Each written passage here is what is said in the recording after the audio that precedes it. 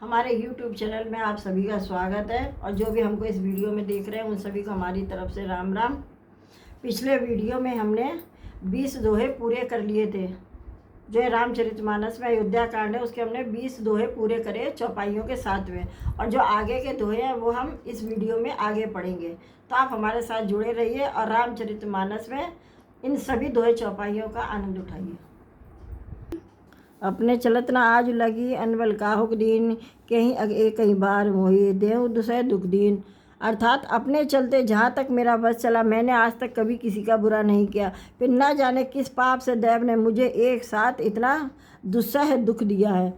नहर जन्म भरव बर जाई, जेत न करवि सवति सेवकाई। अरे बस देहूँ जियावत जाही, मरण नीक तही जीवन नाही चाही। अर्थात मैं भले ही नहर जाकर वहाँ जीवन व्यतीत कर दूंगी, पर जीते जी सौत की चाकरी नहीं करूंगी। देव जिसको शत्रु के बस में रखकर जिलाता उसके लिए तो जीने की अपेक्षा मरना ही अच्छा है। दीन वचन कह बहुविध रानी, सुन कुबरियती माया ठानी। अस कस कहूँ मानी बनी ऊना, सुख सौभाग्य सुहाग तुम कहो दिन दूना।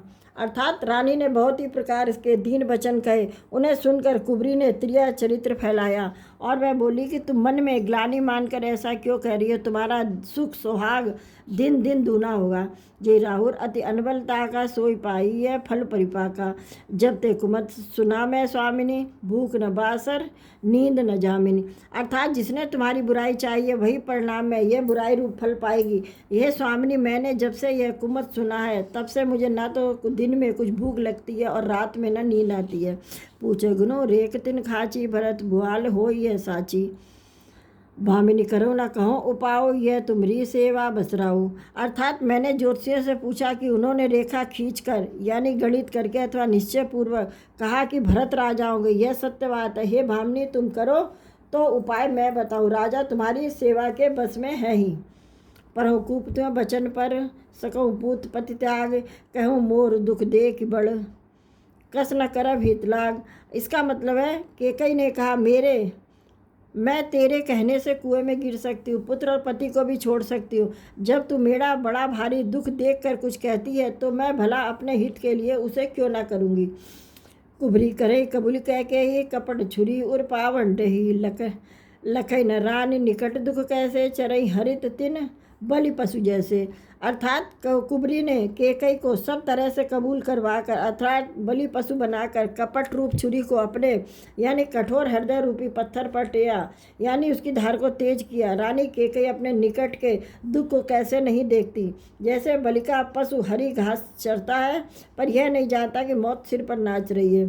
सुनत बाद व्रन अंत कोठारी, देई मनव मधु माहुर गोरी, कहूँ चेर सुधी अहि कि नाही, स्वामिन कहूँ कथा मोहि पाई। अर्थात मंथरा की बात सुनने में तो कोमल है पर परिणाम में कठोर भयानक है, मानो वह शहद में घोलकर जल पिला रही हो। दासी कहती है कि हे स्वामिनी तुमने मुझको एक कथा कही थी, उसकी याद है कि नहीं। दुई वरदान भूपसन ठाती, मागो आज जुड़ावो छाती। सुते राज रामई बनवासु, देहु लेहु सब सवति उलासु। अर्थात तुमने जो वरदान राजा के पास धरोहर है आज उन्हें राजा से मांग कर अपनी छाती ठंडी करो। पुत्र को राज और राम को बनवास दो और सौत का सारा आनंद तुम ले लो। भूपति राम शबद जब करे तब मांगे जो बचन न टरे, हुई अकाजो आजु निस्बीते वचन मोर प्रिय मानव जी के। अर्थात जब राजा राम की सौगंध खा ले तब वर मांगना जिससे वचन टलने न पावे। आज की रात बीत गई तो काम बिगड़ जाएगा। मेरी बात को हृदय से प्रिय यानी प्राणों से भी प्यारी समझना। बड़कृतात घरी पातकनी, कहे सिकोप गृह जाऊँ, काज सवारो सजग सबू सहसा जनपति आऊँ। अर्थात पापनी मंत्रा ने बड़ी बुरी घात लगाकर कहा को भवन में जाओ, सब काम बड़ी सावधानी से बनाना, राजा पर सहसा विश्वास न कर लेना, उनकी बातों में न आ जाना। कुबरी रानी प्राण प्रिय जानी, बार बार बड़ बुद्धि बखानी, तेई सिमहित न मोर संसारा, बहे जात कह भय अधारा। अर्थात कुबरी को रानी ने प्राणों के समान प्रिय समझकर बार बार उसकी बड़ी बुद्धि का बखान किया और बोली संसार में मेरा तेरे समान हितकारी कोई नहीं है, तू मुझ बही जाती हुई के लिए सहारा हुई।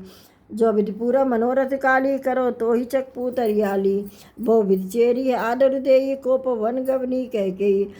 अर्थात यदि विधाता कल मेरा मनोरथ पूर्ण कर दे तो हे सके मैं तुझे आंखों की पुतली बना लूँ। इस प्रकार दासी को बहुत तरह से आदर देकर केकई को भवन में चली गई। विपद बीज बरसारी चेरी भूई भई कुमत कह कई केरी पाई कपट जलु अंकुर जामा बढ़ दो उदल दुख फल परिणामा। अर्थात विपत्ति यानी कलह बीज है, दासी वर्षा ऋतु केकई की कुबुद्धि यानी उस बीज को बोने के लिए जमीन हो गई। इसे कपट रूपी जल पाकर अंकुर फूट निकला। दोनों वरदान उस अंकुर के 2 पत्ते हैं और अंत में उसके दुख रूपी फल होगा। कोप समाज साज सब सोई राज करत निज कुमत भिगोई राउर नगर कोलाहल होई यह कुचाल कछु जान न कोई। अर्थात केकई कोप का सब साज सजकर कोप भवन में जा सोई। राज्य करती हुई वह अपनी दुष्ट बुद्धि से नष्ट हो गई। राजमहल और नगर में धूमधाम मच रही है। इस कुचाल को कोई कुछ नहीं जानता। प्रमदित पुरनर नारी सब सजई सुमंगल चार एक प्रवसई एक निर्गमई वीर भूप दरबार। अर्थात बड़े ही आनंदित होकर नगर के सब स्त्री पुरुष सुमंगलाचार के साथ सज रहे हैं। कोई भीतर जाता है, कोई बाहर निकलता। राजद्वार में बड़ी भीड़ हो रही है। बाल सखा सुन हियर साई मिले 10-5 राम पही जाई प्रभु आदरही प्रेम पहचानी पूछे कुशल खेम मृदवानी। अर्थात श्री रामचंद्र जी के बाल सखा राज तिलक का समाचार सुनकर हृदय में हर्षित होते हैं। वे 10-5 मिलकर रामचंद्र जी के पास जाते, प्रेम पहचान कर प्रभु रामचंद्र जी उनका आदर करते हैं और कोमल वाणी से कुशल क्षेम पूछते हैं। फिर भवन प्रिय आय सिपाही करत परस्पर राम बढ़ाई कोस रघुवीर सरिस संसारा सील स्नेह निवाह निहारा।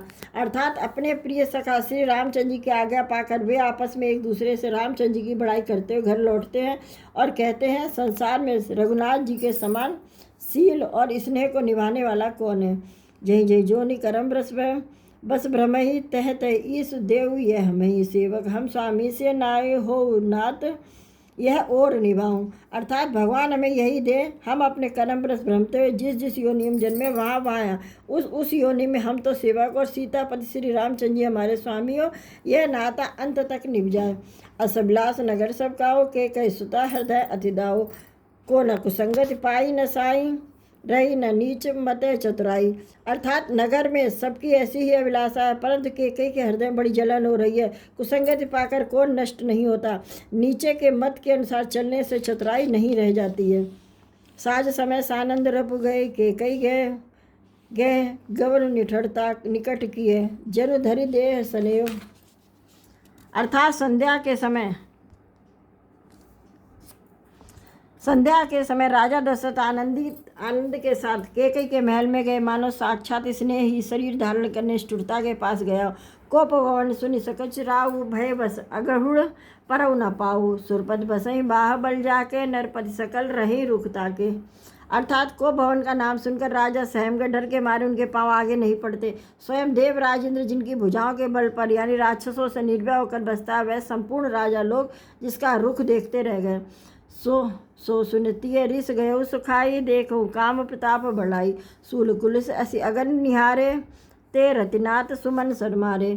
इसका मतलब है वही राजा दशरथ स्त्री का क्रोध सुनकर सूख गए। कामदेव का प्रताप और महिमा तो देखिए। जो त्रिशूल वज्र और तलवार आदि की चोट अपने अंगों पर सहने वाले वे रत्नाथ कामदेव के पुष्प बाण से मारे गए। सब नरेश प्रिया पै गए हूँ देख दशा दुख दारुण भय हूँ भूमि शयन पट मोट पुराना दिए डारितन भूषण नाना।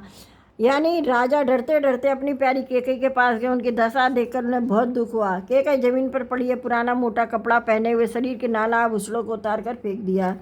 कुमतई कसी कुबेसता फावी अन अहिवात सूच जनुभावी जाय निकंड्रव कै मृदवानी प्राण प्रिया कहीं हिते हेतु रिसानी।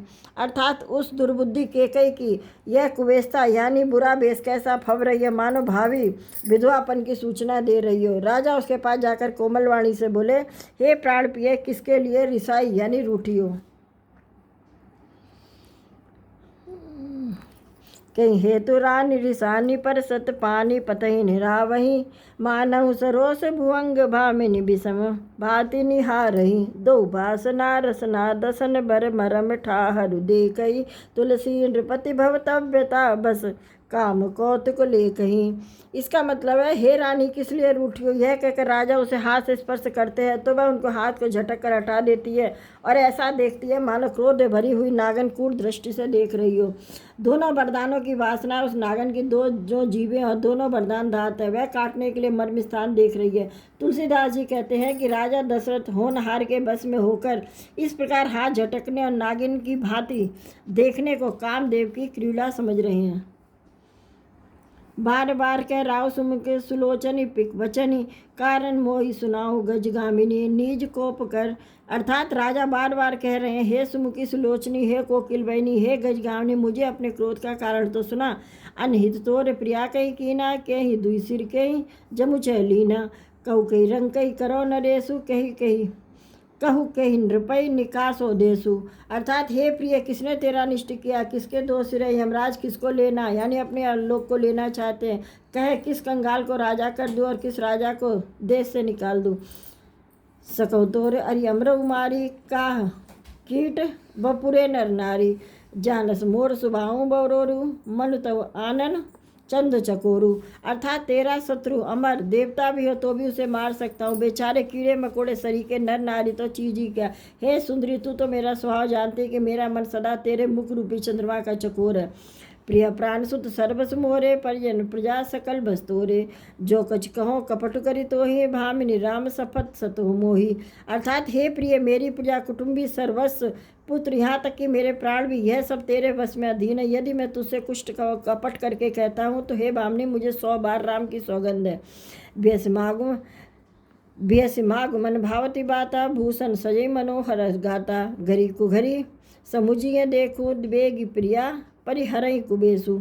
अर्थात तू हंसकर प्रसन्नता पूर्वक अपनी मनचाही बात मांग ले, अपने मनोहर अंगों को आभूषण से सजा, मौका बेमौका तो मन में विचार कर देख। हे प्रिय, जल्द इस बुरे भेष को त्याग दे।